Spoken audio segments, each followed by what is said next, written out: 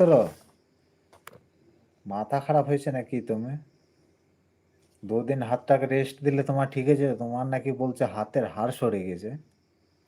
আমার একবার হয়েছিল, আমি বলি শোনো। আমার যে এই হাতটা দেখছো, এই যে জয়েন্ট, এই জয়েন্টের এই হাড়টা মানে এখান থেকে জয়েন্ট খুলে সরে গেছিলো, ঠিক আছে? এই জয়েন্টটা যখন খুলে সরে যায়, আমি প্রথমে বুঝতে পারিনি কী করে হয়েছিল। তারপরে সরে যাওয়ার পর আমি মানে একটা গ্রামে যাই, মুসলিমদের গ্রামটা ছিল।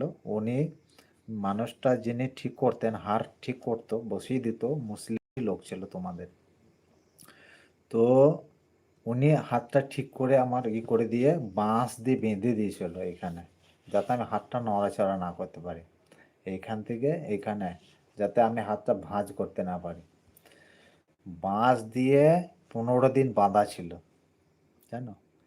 15 দিন বাঁধার পর তারপরে আমি খোলার পর ঘি দিয়ে মালিশ করতাম, ধীরে ধীরে ধীরে ধীরে ঘি দিয়ে মালিশ করতাম, আর ধীরে ধীরে হাতটা ভাঁজ করার চেষ্টা করতাম।